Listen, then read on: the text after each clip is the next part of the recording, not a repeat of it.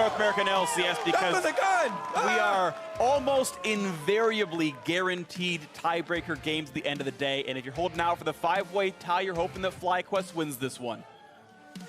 All right, well, let's see. Banning off the Olaf here from Svenskeren. We did see it yesterday, you know, started out with the 4 kills, but then Cloud9 letting that game slip away. They did see the strength of the champion, though, and they're very scared of that one to want to let the first pick go through. And similarly, you actually saw FlyQuest do pretty well with Ornn themselves. Flame had actually won the lane against Huni earlier on, despite Huni playing a very strong champion in Swain, so a champion off the table for them as well. And I am curious what style Cloud9 does settle upon, because I heard from Mark Z saying, oh, but the tank meta at the top lane, it's harder for Licorice to do well in top over there, and Huni seemed to have somewhat similar concerns that it was a bit harder to carry from the top lane in general in the last couple of patches. I don't really think like tank meta top lane is truly a thing necessarily, but certainly Cloud9 has looked less good the last couple of weeks. Yeah, we have seen other options than tanks, right? You know, someday on the Darius, you know, things like this to come out and try and counter. So counter pick for top lane still definitely is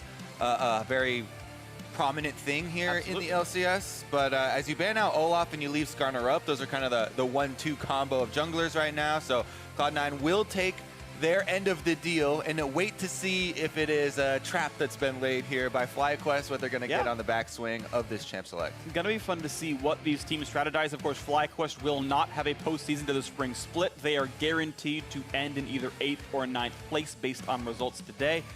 I do believe is where the stats are going to end up for themselves. Sejuani going to be locked in for Onda. Of course, Cloud9 in the running for a playoff bye, hoping that can happen. And we'll just see what they find for themselves. Do you want to point out, you mentioned top lane counterpick being pretty important sometimes, but Cloud9 did, of course, choose blue side this game. So they were more worried about getting first pick with this Skarner than they were about giving Licorice an advantageous matchup. What does Turtle want to play? Kog'Maw in his last game of the split. All right, so we've got some front line already here for Kog'Maw. A little bit of protection. They're going to hover over some of the options. Like, there still are a lot of options for the bottom lane. You know, the Tahm Kench, Thresh, Braum kind of circulate as far as those three changing as far as the counter picks go for the bottom side. Cloud9 and Sneaky and Smoothie have been extremely good for them for this split, for the majority of the split, and they're locking in the Caitlyn already for some early tower push, try and up the tempo maybe a little bit. Absolutely. Will they pick their support alongside this as well, or do they hold that one on for later? Looking at maybe like a Cassiopeia mid lane, something sort of priority here in mid for Jensen. We'll see what they want to do. 5 seconds ago to that Lachlan has to come in, and it's actually going to be Gangplank, which we have seen as a flex. Gangplank has worked pretty well in the mid lane also. Of course, they will still have to show at some point that being blue side, they can flex that around and wait for one of the solos to be locked in from FlyQuest till later on. So watching the rerun of the Analyst Desk segment yesterday, or the lounge stream where Huni was talking about Gangplank, still a very good pick if you're a good Gangplank player. So there were nerfs to this champion, but definitely still blind pickable here as far as Cloud9 is feeling. Yeah. And, Flame doesn't hesitate to go back to the Gnar, which is even stronger nowadays. Right, it's good into Gangplank specifically, and of course a great champion in general. I do want to point out something with 8.5. There was a micro patch like a day after 8.5 came out, which removed the Bandit passive from gold generation items. That said, Gangplank already had stopped going Relic Shield anyway. He was going Corrupting Potion because the mana cost nerfs to his Q, so it didn't even have that big of an effect on Gangplank anyway. In 8.4, he was already opting out of the item, but just FYI for those who haven't followed the patch, that's already come in as well. And so we will almost definitely not see Relic Shield Gangplank. And just for some extra little insight, if you didn't catch the lounge stream, Huni said that he actually revealed his secret strategy for being a good Gangplank player. And he said, you queue them as much as possible and you hope for the red elixir from your Klepto. And that's what makes a good Gangplank, is getting the elixir. RNG makes him a good champion. All right, well, there you go for that one. Orianna and Azir removed as mid lane champions. Cloud9 are going to have less choices for Jensen here. FlyQuest pretty confident that Gangplank will go top, but again, we've seen it mid in pro play, so I do want to see if Jensen pulls that out to be a little bit more sneaky here. One final ban for Cloud9, and FlyQuest will see what champion they want to grab. They need a mid laner, as well as a support for Stunt. Yeah, they have some pretty good, engage for them right now. Gnar's not always the most reliable, but with Sejuani there, it's kind of a good 1-2 punch. Sion has been very popular even after the correction to the hitbox for his shout that was causing him to pretty much Get everything. Yeah, exactly. a lot of power in lane by having a very large hitbox. Not going to be the case here though, as they do take that Braum with the the Tom Kench was already banned out. Okay, so they are saving mid lane for last, just in case Cloud9. Well, of course, Cloud9 did show their mid laner here. If they do assume the Gangplank goes top, but I'm curious what they will pick for themselves. Again, Azir, Orianna off the table. Karma banned away from the Cloud9 side. They will grab support first with his Alistar, assuming they do lock that in the next 3 seconds. And then what will Jensen be playing, and will that Gangplank indeed go to Licorice? That is going to be the Alistar Caitlyn bot lane here for Sneaky and Smoothie, up against Kog'Maw plus Braum. So you always have to worry about, the Alistar combos into the Caitlyn trap then. Do like any sort of combination of, CC with a Caitlyn pick in the bottom lane, because you get to abuse the range, but then you also have the added threat of, ooh, we can go for jungle ganks, we can go for kill pressure as well. Plus Smoothie being very well known for his roams, especially on Alistar. It does put a lot more pressure on the rest of the map. And you actually said it early on, first phase of Champ Select, the Cassiopeia. Yep. Possible, backline duo here with the Caitlyn, and that is going to be locked in for a lot of late game damage from Cloud9, considering the Gangplank coming from top. Totally true. 3 carries and 2 pretty good tanks. Even as a support, Alistar is super durable because of that ultimate, and Skarner no slouch in himself. But it's going to be against Sion in the mid lane. You expect him to shout some minions at the Cassiopeia and maybe even rush a Banner of Command to make the laning phase a little bit easier. So mid Sion in for Fly, but it means that Turtle is almost all of the damage on the team. It is 4 tanks and a Kog'Maw. 4 beefy bros and Turtle. Meatballs, as Captain Flowers would call them. Turtle hopefully can sit in the back line for this one with the shields in front. 30 seconds to go, but no swaps left to be seen. And we'll see what happens. If FlyQuest win this game, they guarantee an 8th place finish in the North American LCS Spring Split. Cloud9, of course, again, still in the runnings for a playoff bye. We'll see what can happen into this one. This is going to be an interesting early game because Cloud9, like we said, they have a lot of theoretical damage for the late game with Gangplank, Cassiopeia, and Caitlyn, all scaling quite well. But FlyQuest, as you said, they have so many forms of engagement that they really just need to get one item on Turtle, the Rage Blade, and start making plays around the map with the plethora of tanks that they've drafted. Absolutely the case. So if he can get out of the landing phase and get that power spike in, it'll be fun times for FlyQuest. But Cloud9 might just hold that Cog down with a pretty strong laner in Caitlyn. You are trolling with those signs, by the way. Tiebreakers are life.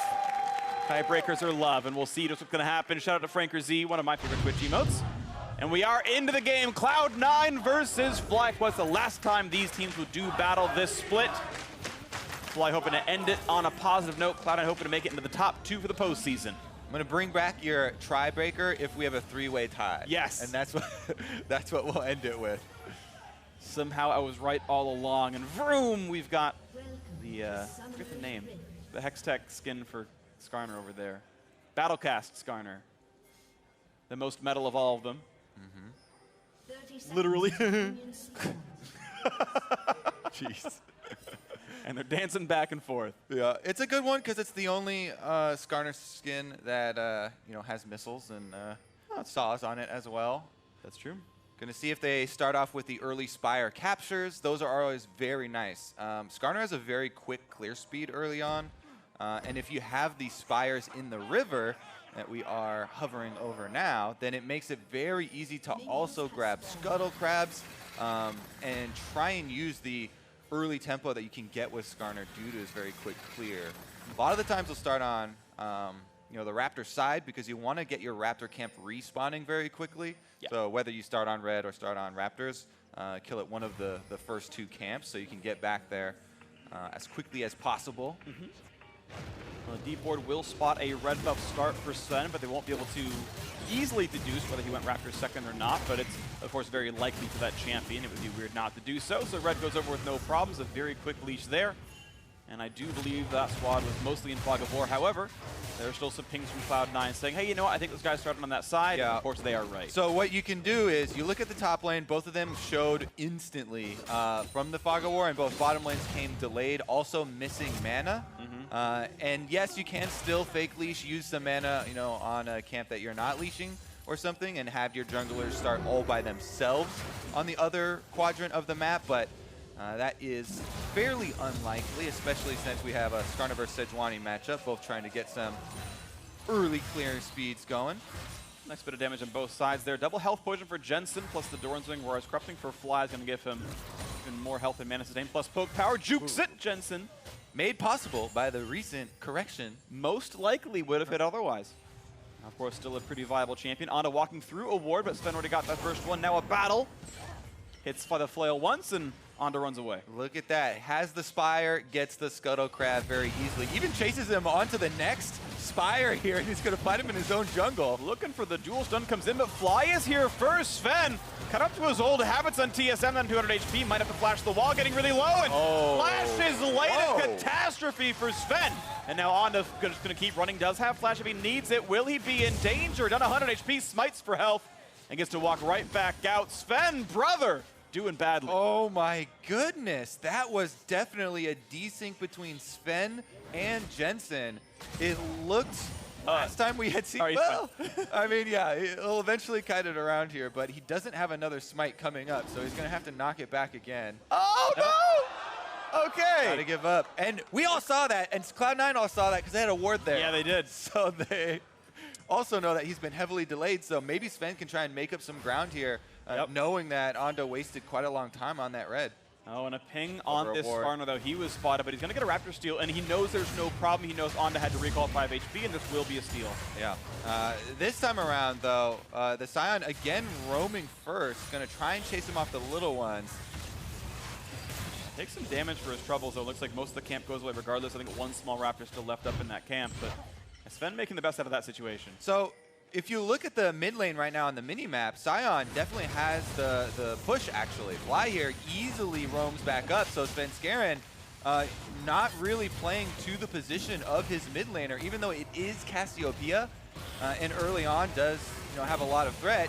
He not only goes for the super deep invade in which the enemy mid laner will collapse first, but he also wastes his flash at the end from one side of the Sion queue to the other side and still gets killed by the same spell. And we call that one the high from what he did yesterday against Zach right there. Flashed into the ultimate. A little bit rough there, but happens, I guess. And now we'll see what comes in. Actually, sorry, that was, I think, Huhi. Either way, flaming flares. Just flame everyone. Flame everyone. You know what, Kobe? Speaking of missing smites, yeah, we're on to that one now. All right, so mid lane being cleared up. 600 gold lead, of course, for FlyQuest, courtesy of First Blood. Jungle camp's actually back in Sven's favor, though. He's actually got a 2.5 camp lead via his various poaching and also being Skarner. Yeah, and he's also got the boots rush to get the early purchase here, so it's a possible Predator move. He's, again, hanging around mid. Doesn't use the Predator. That was more for a counter gank, it looked like. Combo the backline. Some damage on WildTurtle will get the stun as well, down to 250 HP, but the re-engage towards an ulti-less Alistar means some damage back. Turtle, though, still pushed away. Farm right now a bit equal, and in fact, this wave would be a lot of extra gold towards Turtle, which means FlyQuest are actually out-farming the bot lane. Cog into Caitlyn. This is actually a portent of good things to come, because he is the big carry, and he is not losing lane. Yeah. Getting those last hits in, even under duress, under the turret here. Turtle farming up on Kog'Maw. And as we said, this is going to be one of the main points of the composition. FlyQuest drafted 4 tanks around a Kog'Maw. You get a Rage Blade, and you basically just have the front line play defense by playing offense, charging forward and creating space for you to work with during your W cooldown. Looking at this as the jungles once again meet, but level 5 versus level 4, Sven pretty much an advantage, and there's no way you invade into the Cassiopeia's jungle at that point, so Jensen going to get the push going towards Fly. Keep in mind level 6 could mean an attempt at something. No 6 yet for Jensen, needs the rest of that next wave, with Anda still trying to battle around here, spotted out by some wards, but with Stunt roaming over, this is now a possible 3v1 against Jensen. We'll have to play with respect in a little bit as the control ward comes down, which really means they can't track Anda. Sven goes back to farming. Yeah, and a pretty significant experience lead built here for Svenskeren. It's definitely going to mean that he gets to level 6 first on the Skarner. Is usually the case, but Smoothie's on a roam now onto Flame. Find the stun, they buy some damage from Licorice. Now a TP available for Stunt to join the party. Gonna jump forward, it's gonna be a flash to get away from the queue. Licorice was very much afraid of dying to that one, and the correct choice, I think, to flash away from that. Blue gonna be picked up right there by Fly. Infinite Mana, Spectre's Cowl, first item. He can surround that lane forever. Yeah, Fly feeling very good about the wave control now. Gonna be able to spam. Svenskeren actually gonna come over, clear the control ward. Still not level 6. I believe he needs another camp there to... Oh, there we go. Gonna get some ward experience and some minion experience instead. And be able to ding that. So now we have the ultimate available and you can roam with your support. So Impale is prepared. Who's he gonna find? Who can he take it over here to? Gold lead remains 700 though. These lanes are pretty much at equilibrium so far.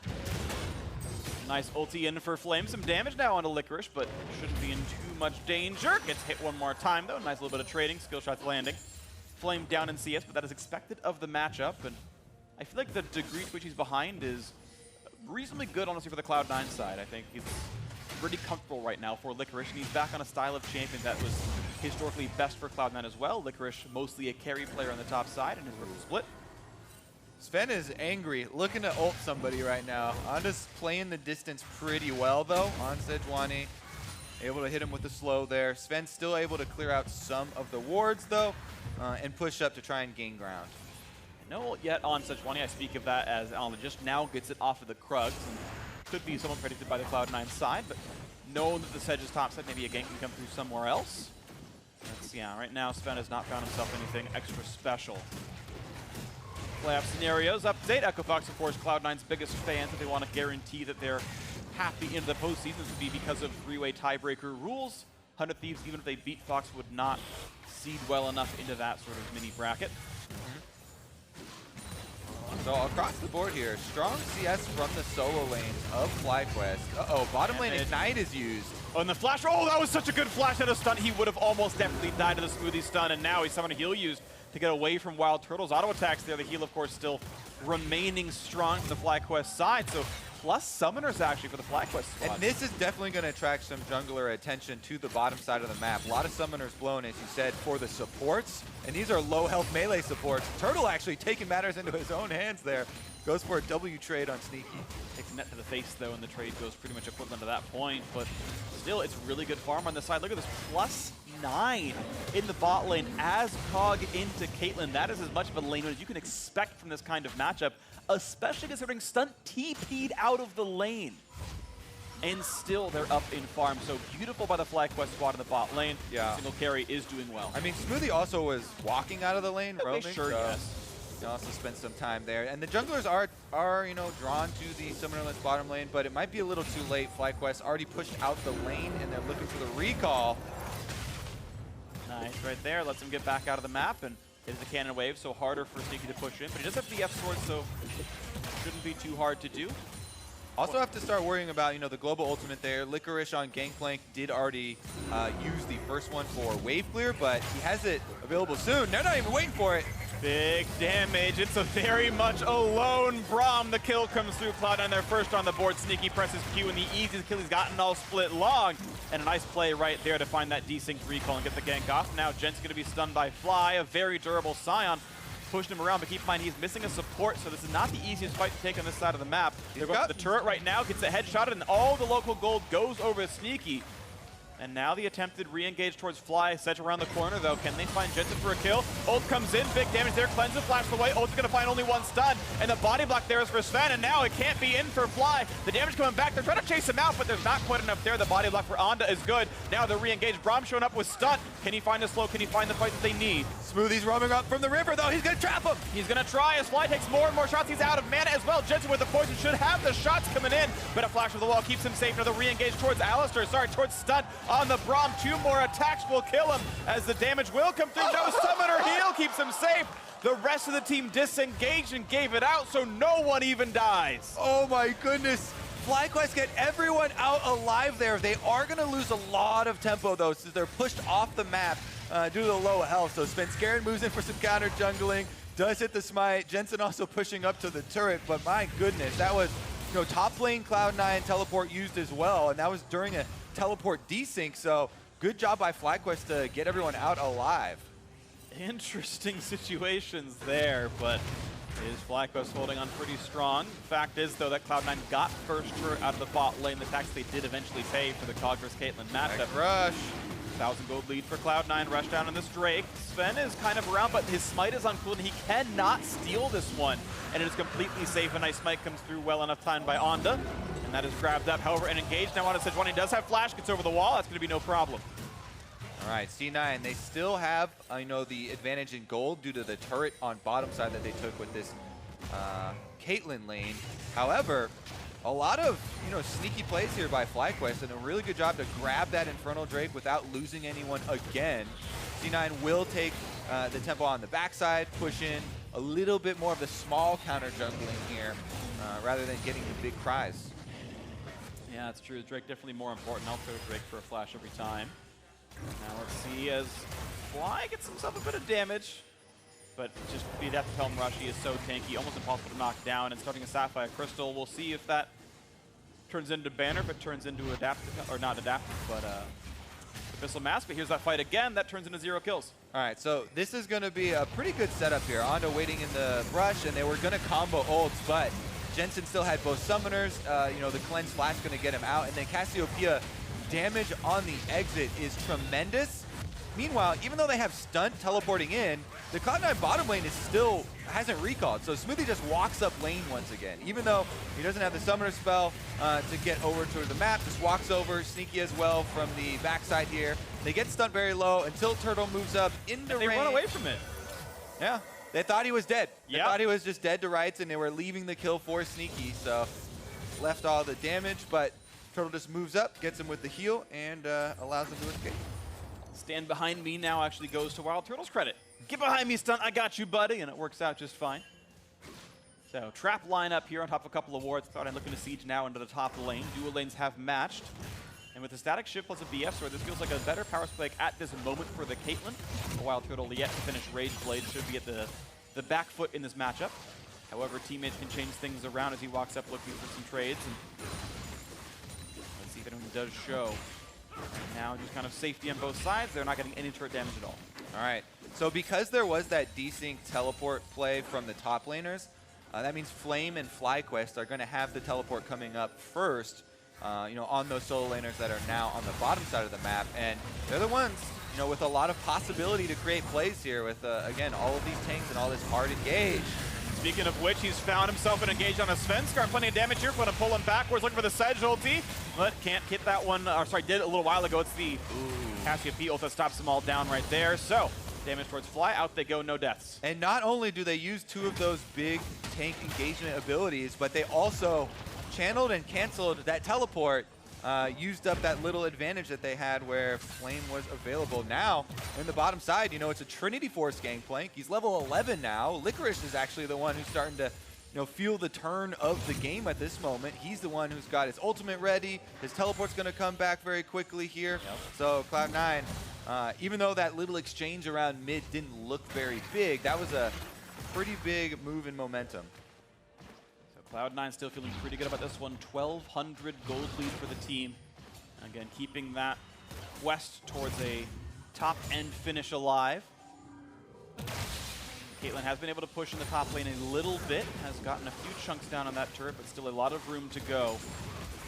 Sven has made up for his earlier mistakes pretty well so far. Gangplank ultimate available, plus the teleport advantage. So a significant global lead to Cloud9's side. Doesn't mean pressure top lane. You can see that turret at about 60% up there. Wouldn't take all that much effort to knock down. It is going to be Glacial Shroud for Fly, so he is going Banner of Command here. I think Turtle has money for Rage Blade, but they might have to sacrifice top turret if he does go back for it. Oh, teleporting back out again here, Stunt. With that spellbook, getting a lot of mileage out of it. He is, literally.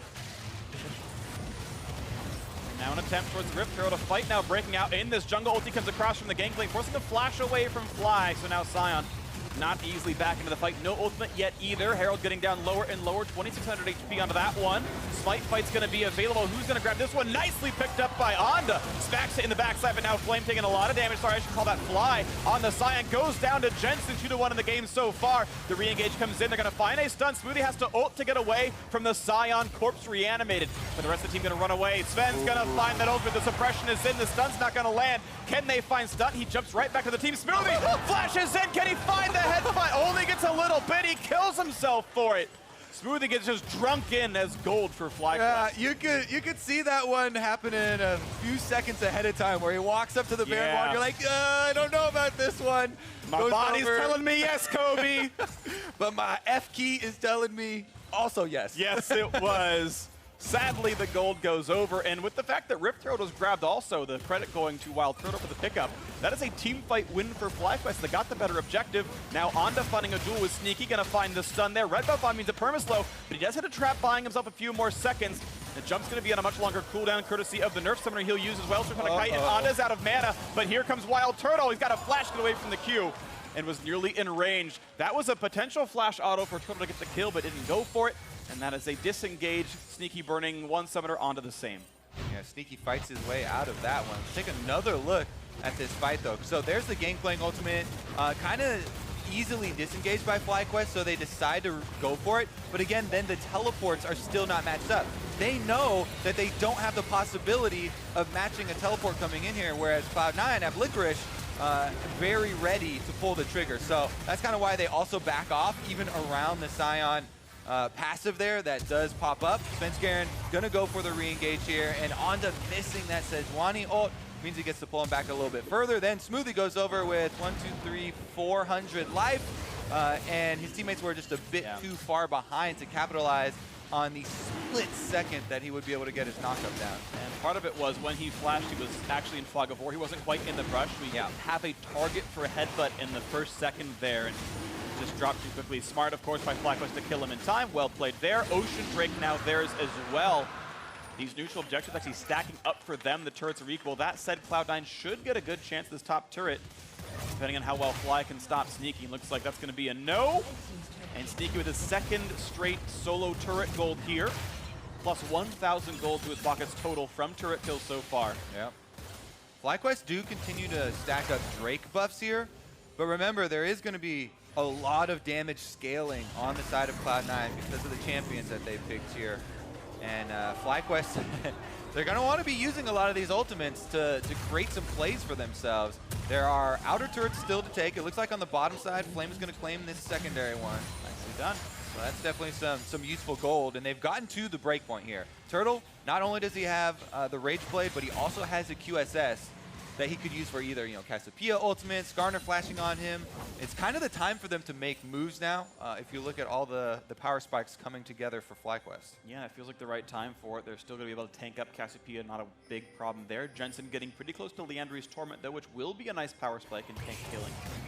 That'll help him against Fly and everyone else, as Fly's going to walk away with the arrow on his face, as Predator almost gets him into range, but Sven can't quite find the pullback. That would have been a 4v1, though, and a likely kill as a result.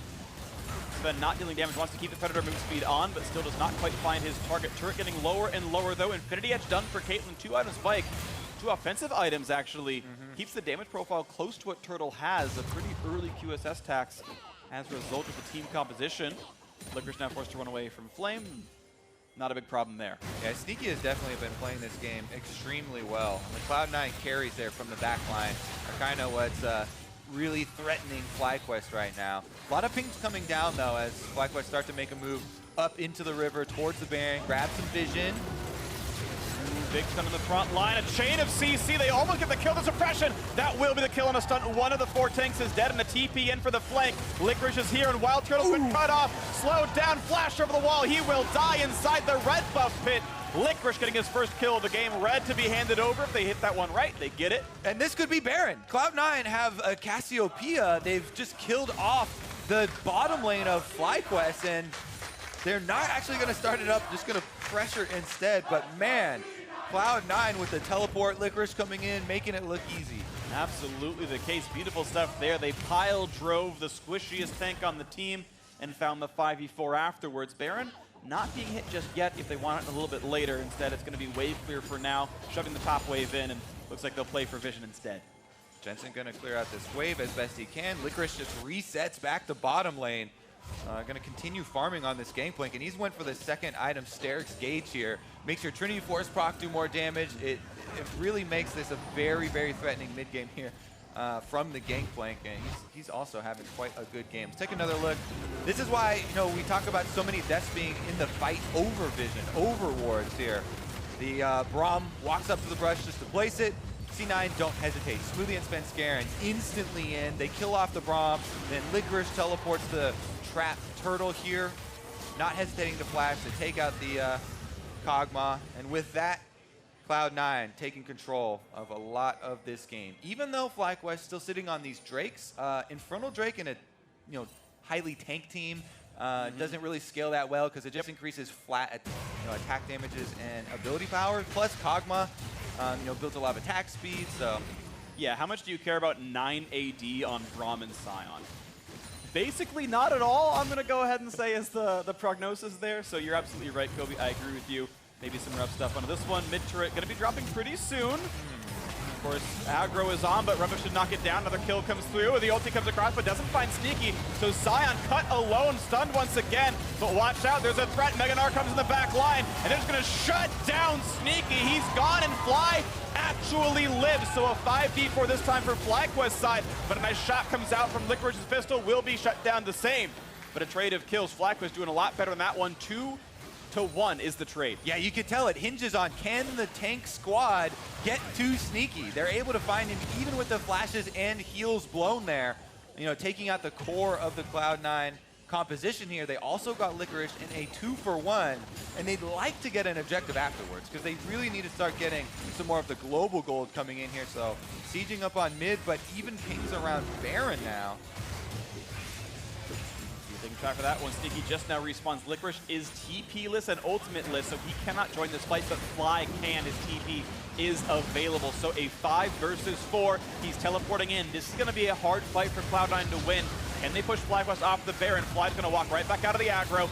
And Sneaky, of course, still walking out from the base as well. So there's a temporary 3v5 on this one. 2,000 health left. Can Sven get in? He does have flash, but he's stunned up. Gets in the pit. Can't land the smite. It goes over to Onda. And the re-engage comes across. One tank dead on both these sides. A trade of Sion for Skarner.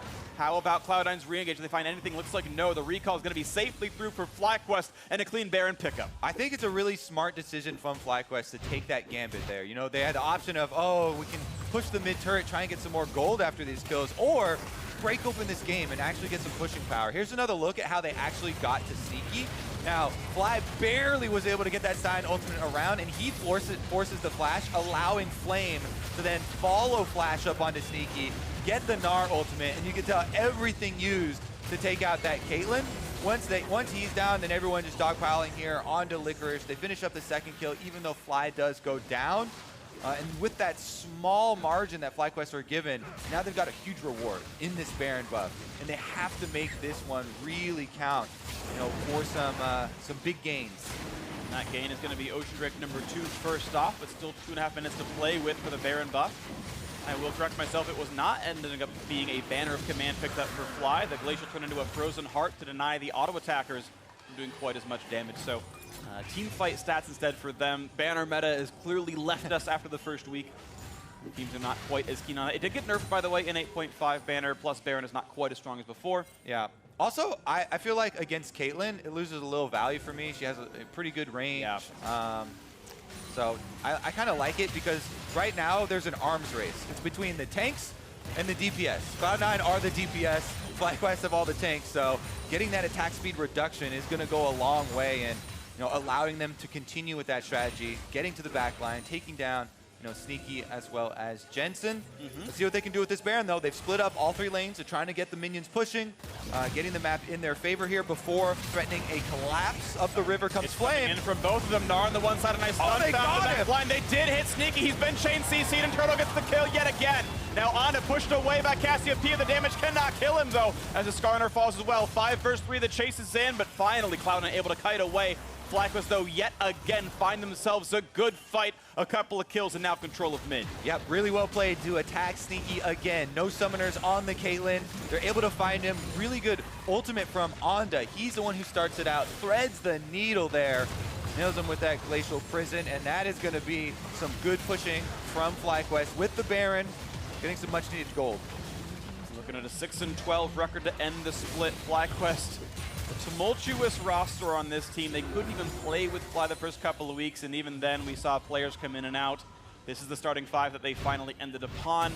Sadly did not do maybe as well as they would hope in this split, but looking to knock down a playoff team in Cloud9 at the end of it all. This fight, once again, a great stunt. Yeah, Ondo goes right past Svenskeren to the side there, hits Sneaky on the wall, then they're able to finish him off, and after he's down, you know, FlyQuest or Cloud9 have to go full retreat. They do still have the anti-chase of Gangplank and Cassiopeia, which, you know, it's difficult to chase into barrel chains and a lot of DPS potential there. And by no means is this one over, because, you know, Cloud9 are still on the scaling, you know, farming for late here. Gangplank, Cassiopeia, and Caitlyn, as we keep on warning, you know, definitely are going to get critical mass here. But again, FlyQuest want to push the tempo. They got Sneaky. And they found Sneaky yet again, trying to run away, but he's 2 hits away from gone. The stun lands, and Turtle finds his second of the game. Smoothie slowed down. He'll drop as well. A double kill for the Kog'Maw. And FlyQuest, you may think 3 is greater than 1, but those carries are dropping every single time. A great Mega Gnar. Licorice trying to run away, but Fly is here going to land a big stun. The knockup is there, and now with 3 members, they've got to defend their base against this.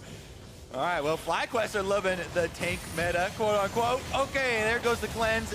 They're going to be inside the base, and it's definitely going to be an inhibitor, but will Cloud9 be able to have a resurgence after this? They have a decent amount of vision. FlyQuest are on a roll, just 3 very crisp engagements onto Sneaky in a row. Some of that is on Sneaky, you gotta say. Sometimes getting caught is your fault, but also credit to FlyQuest for finding those. Absolutely wonderful for them. And forget him, Caitlyn does 0 damage when she's dead. Watch it again. Sion just comes straight down the lane. Why did he walk back up? Well, Smoothie tried to walk into him, and then Sneaky, walks back up the lane a little bit. Maybe there's a little bit of unit collision there with the Alistar, but I don't know. Yeah. Maybe click the mini-map. That happens to me sometimes. Yeah, I mean, maybe so. I don't think he actually plays a reverse mini-map, but I've seen it happen to people who put that in the bottom left corner. Either way, it's a rough situation for the AD carry of Cloud9. He was listed #1 in the first 2/3 of the split, but not quite the same game here, at least in the team fights. WildTurtle continued to go up and up in damage. He's actually going for a higher damage build as well. QSS for the safety, but Hurricane second into a Blade of the Ruined King third means he can melt through that front line pretty well. Gold difference only 3,000 though. Even though we talk about how FlyQuest are winning fights, this is still within reach on both of these teams' side. Middle inhibitor will, of course, be useful for map control. A brush bait here. Can they find the damage? A slow one to fly, and the shield actually blocks an entire barrel. Nice damage. It didn't crit, but still. Fly is tanky. Yeah, he also has a stone plate as well, and these are very important tank items. That's going to buy you a lot of time within the team fight. Flame stealing away the red, or attempting to do so. Licorice, that's the advantage of building more DPS. Yeah. You know, burst damage there for Licorice. He's able to secure that red. And the split push definitely is scary. With the Phantom Dancer, this is an item that can you know, bring a lot of power to the side lane push. Especially if it is Gnar, you know, trying to get in close with Gangplank. So Licorice feeling quite comfortable about his situation. There we go. Smoothie, though, gets knocked up. Stuns on both sides. This one now onto the Skarner, forced to run away, down a half HP. Look at him, just melts! WildTurtle deletes. Svenskeren is going to get another one as well. A double kill. It is all turning up Millhouse now for FlyQuest. Beautiful from them. You can see Turtle had just completed the Blade of the Ruined King. So not only was that W active on Kog'Maw, Rage Blade, and the Blade of the Ruined King, all these percentage health procs just immediately melt the tank here. Well done by FlyQuest once again. And this is just in time for a Baron to come up. Ever so sweet. Beautiful stuff. FlyQuest hoping to end their split on a bang. Flame running out of this one. Does have TP available, and do you try to stop Baron with your jungler dead? That seems almost impossible. Smoothie just now respawns, and Fly gonna grab this one. Waiting for the respawn, camping the Epic as it comes back up, hoping this time to get better loot. Maybe they'll actually get the entire base, not just an inhibitor. 2,000 gold lead will jump to about 5 as Baron falls down. No one's gonna try to stop him at all. Yeah, and it's also an Infernal Drake that they can move down to the bottom half of the map here and pick up yet another prize. Beautiful stuff out of them. More damage coming out of WildTurtle. BF Sword in the inventory. And look at this one. A hop over his head, and Licorice rapidly running out of health. Now finds himself a shot, now finds Stunt as well. Does not have flash, does not have a prayer. Oh, he's got oranges though. That does it even better. And look at the ulti coming across. Look at a knock down Flame. They've got the damage, but he flashes back to safety. TP coming in for Sion. Is this a fight that they can win? Kog'Maw's joining the fray soon. Where's the ult out of Onda? What's he gonna find for himself? It's gonna first be this Skarner. Getting stunned up, getting dropped down, and being killed. Turtle on his 6th kill. And grounded as Fly walking away. The frontliner of Stunt still holding on pretty strong. Jensen looking for his way into this fight as well. Gangplank ult to separate them. Just out they go, the Offspring running away. FlyQuest looking good. Oh, FlyQuest still able to get a kill out of that. You know, Fly coming in. They are fairly low health, but Cloud9 have to deal with minions inside their base on the Nexus turrets. So FlyQuest take the Inferno plus bottom turret. Yeah, that one's gonna fall, no problem. TP comes in, Stunt here to threaten anyone who would want to wave clear. Not a problem, of course, at all. Double Infernal, double Ocean. As soon as the Infernal finally dies, it's slow. Eventually, though. And it dies! It lives longer than Sneaky does. Team Tortoise are definitely winning the race. Yes, absolutely. It's looking hairy for Cloud9. They're looking to get outrun at the end of the split, which is so fitting for the Adage as well. Off to a really strong start. Cloud9, I believe, 8-1 to start the split. Now looking at a 3-6 end to it. Licorice just alone. So spotlight on him. They had vision on Flame. Saw him coming down. Licorice thought he could get the recall off. Flame goes in. We know how this story ends. Really good job, by the way. He killed the first barrel, I believe. Licorice ended up getting one there, but man, that almost killed him. He was saving the removed Scurvy there for after the stun, but it almost cost him his life. Then the damage not enough for Cloud9 in that small window they had where they had a extra man advantage. And then the 4 tanks versus 2 here as they just dogpile on a Svenskeren. He gets taken down, and we're back in! And a re-engage as Onda comes from the back line. Sneaky, though, safe enough. They've knocked down Flame, so in the 4v5, can they find anything more? In this one, they still have Cassiopeia ultimate. That's going to be huge for the Petrifying Gaze. When it comes across, they found the grounding. WildTurtle safe in the back line. Free hitting on a Smoothie, flash the way, but will drop to the ultimate. Now Fly hit pretty low, puts up a shield once again. Stunt in the front line as well, and they cannot push through the tanks. Turtle waiting for his W cooldown until he can fight again, but a 1-for-1. Yeah, Turtle there is able to auto-attack freely with all these tanks in front of him. Cloud9 trying to get through the front line, but they cannot break it. And now it's actually FlyQuest that have the inside track on their base. And damage on a Licorice. He's good and stunned up. Eats an orange, runs away, finds himself a slow, and will kite away. 3 chasing him, the Kog'Maw alone in the lane. He will stay alive for this one. Whew. You look at the Shambles, the base, and of course the middle inhibitor is down. Yeah, Cloud9 are able to take out, Flame at the beginning of this, but after that, they have a hard time really pushing through. Take another look at how this one started. It was Sven who was able to activate his Righteous Glory, get the pull down as well, and Cloud9 are able to take down the first target. But then look at the way that this team fight does play out. Now it is a straight up 5 versus 4. Jensen does use his cleanse early and then has to flash immediately off the secondary engage there. And even though they get this knock up and ultimate for a little bit of zoning, Turtle on the Kog'Maw was able to deal so much damage to threaten C9, they can't finish anyone off. And the double Ocean Drakes are able to heal up those tanks so massively after the kind of skirmish there. But there you go, back out on the field once again. You're seeing the damage in the last team fight. It has been very much a lot of pressure out of WildTurtle. And despite the fact that Cloud9 have 3 tanks, doing more damage doesn't matter when they just have more health than that. So it's worked out pretty nicely so far. Essence Reaver in for Turtle. Yes, Essence Reaver Kog'Maw. I've loved it for so long. Being that he's the primary damage source, W needs to be on to be useful. Essence Reaver allows your W to be up so much more often. I think Turtle's making exactly the right choice by doing this. If his goal is to kill squishies, maybe go IE to chunk them out. But he has to slog through long fights, needs a second W activation. He's got 4 frontliners to dive the Cloud9 backline. He doesn't have to worry about them. He's just killing off the Sven as well as Smoothie, whoever is closest. We'll see here. FlyQuest poised to break inside the Cloud9 base once again, but C9 farming for late. They're still trudging along, trying to build up these damage multipliers. Really, though, it's about positioning and trying to stay safe outside of these multiple forms of crowd control that FlyQuest are actually layering quite well. Yeah. Baron spawning in 145 Elder Dragon. Going to be a minute or so behind that mark. It was a bit of a late kill on the Inferno, but they had been synced up earlier on in this game. Looking maybe for a sneaky play here is FlyQuest. They are in Fog of War. They've snuck through most of everything. You can see missing pings, but yeah, some of them do think maybe they're in that western jungle, and they are correct on that one. And now they know Kog'Maw's been taking the Wolves away. That is a bit of information known by Cloud9. We're getting traded back and forth, though. 6,000 gold lead for FlyQuest, plus double Infernal and double Ocean. They're good at team fighting and recovering afterwards, even without the Warmogs being considered in these builds. Yep. Double Warmogs there. Always nice for any sort of poke here around Baron. 1 minute away. And look at all the vision. You know, we just had a good 30 seconds of FlyQuest cleaning out this blue quadrant of the C9 jungle. They're leaving the map darks. Cloud9 now feeling the pressure.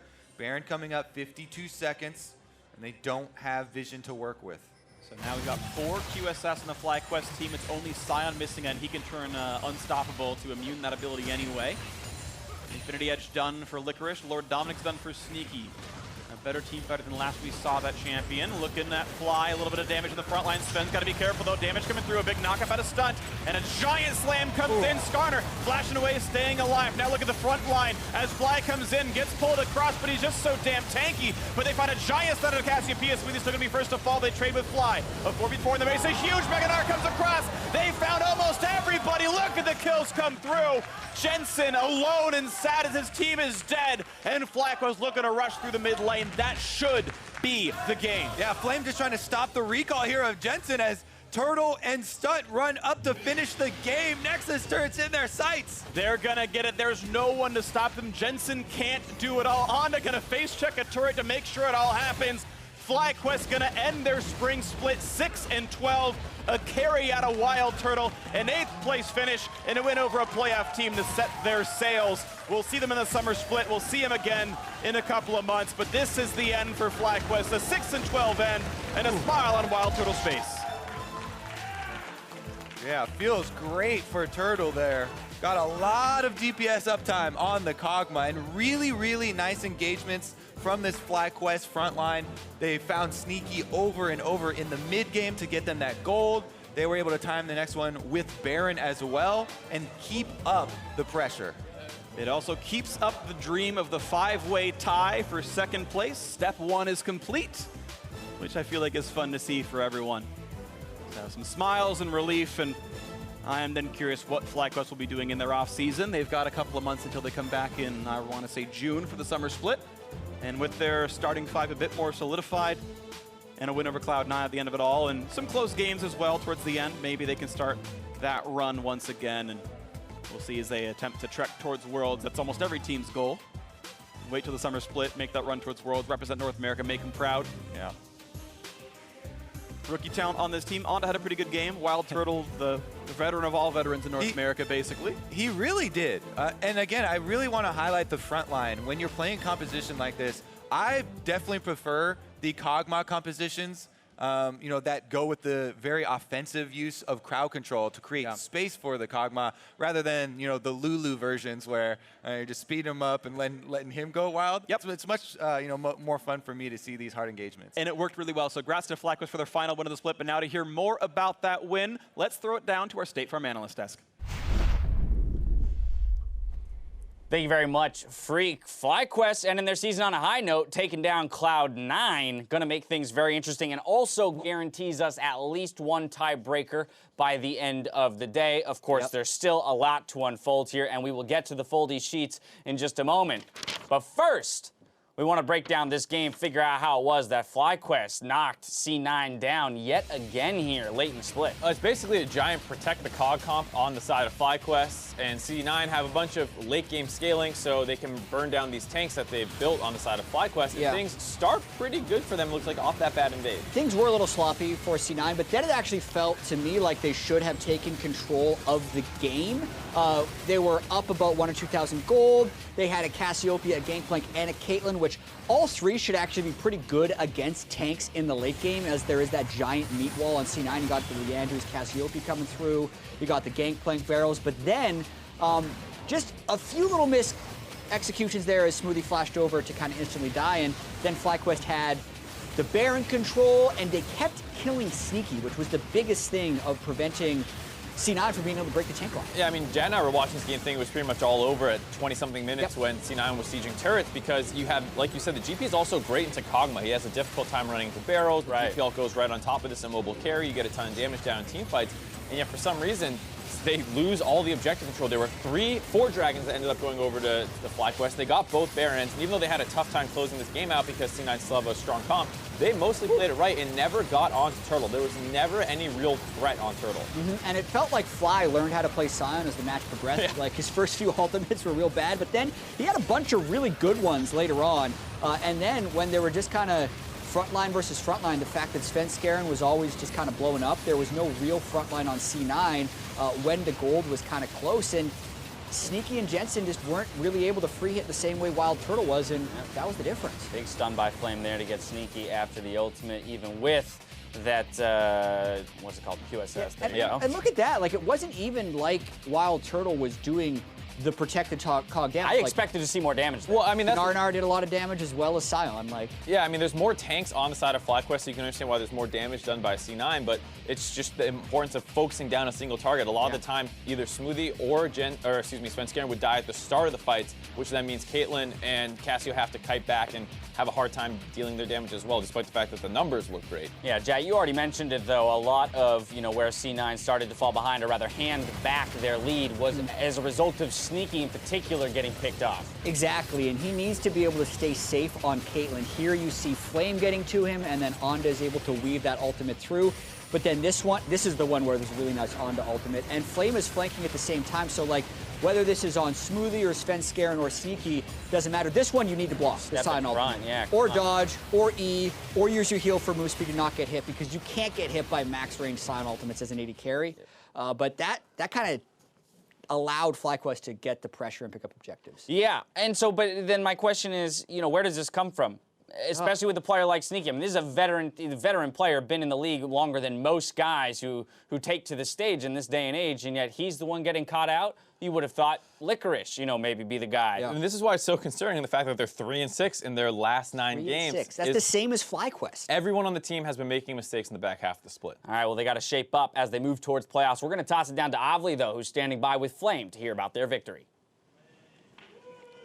Thanks, guys. I'm here with Flame and our translator, Joanne. Congratulations on that win, ending FlyQuest Spring Split on a high note. I wanted to ask you a little bit about your performance over this entire split and maybe what you thought of it.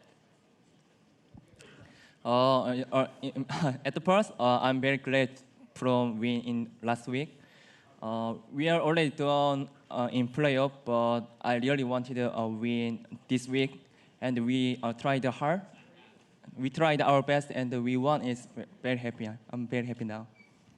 Proud of you with that win. I wanted to ask you, FlyQuest had a little bit of a rough split, but what were your highlights? Yeah, I have a lot of scene I remember, but mostly I remember against C9, and when I played the GP against C9, I played really well. I remember that especially. But we lost that game, unlucky. Well, you got your revenge and you took them down today.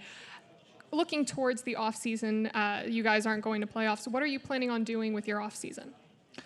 Maybe we're gonna scrim more a few days, and maybe I will back to Korea and meet friends and family and play solo rank and some streaming for fans. Well, I wish you the best of luck in that. Enjoy your time back home and streaming. Joanne, thank you so much for helping us. And back to the guys. Oh, you want it? Yes, what else? Yeah. And we didn't play well in this split, but we tried very hard, and I appreciate my teammate and coaching staff and everyone who cheered for us. Yeah, we're gonna play better in summer split. Thank you. Congratulations on that win. I'm sure all of the FlyQuest fans out there are very proud of you. And now, back to the guys at the desk. Thank you, Avali. Classy move by Flame there. Thanking the fans, thanking the coaching staff and his fellow teammates, and promising a better summer split. But, you know, 6-12, not an awful place to be exiting the season, you know, with a roster that had just come together. You've got players like Onda who are still trying to find their footing within the league. And, you know, while they are going to have some time to kind of rebuild and retool, I want to turn our attention to the developing playoff picture. We told you guys to get ready with your foldy sheets. As you see here, this is the results for the five-way tie. What needs to happen for the five-way tie? FlyQuest has done their job by picking up the first victory of the day. We will need Clutch, TSM, Fox, and TL to win out the rest of the day. But back to us. You got your foldy sheets. I've already done the folding, or rather tearing in my case. We are down to 16 different possibilities here. We are guaranteed at least one tiebreaker, and these are the current standings as they look now. Funniest thing, too, is Echo Fox Dardock was tweeting during that game, like, what are you doing, C9? Because with that loss, 100 Thieves can actually get in a just two-way tie for first. Right, there's a number of scenarios here in which Echo Fox a million and scenarios. Thieves end up playing at the end of the day for that first place in the NALCS. So there it is, folded beautifully by Jet. I tweeted this out, so if you want one of your own at home, just go ahead. Down to 16. It should be right down the middle, basically. You can fold right along with us. It's a lot of fun, I promise. You're going to want Fly on this side. So we're looking towards game 2 here. Clutch Gaming versus Golden Guardians. For that five-way tie, Clutch needs to win. I mean, that should be the favored team, but they took a hard loss to 100 Thieves yesterday. It should be, and we know that they have been so consistently good against teams at the bottom of the standings, but as we just saw from FlyQuest, like one last hurrah for these teams that aren't in playoffs to kind of give the momentum towards summer, it's a very real possibility. I think Golden Guardians are going to try and pull out something new. Mark, this is your last chance in the regular season to give Clutch, you know, kind of a, you know, a little bit of a boost, send your energy that way. You picked them. Anything else you want to add there? Can they get a playoff bye? Respect the line, but they had one time that they won over the line. Right. Do they have one loss? Oh, no, yeah, that would even them out. We'll find out soon enough. Up next, Golden Guardians and Clutch Gaming face off in game 2. Don't go anywhere.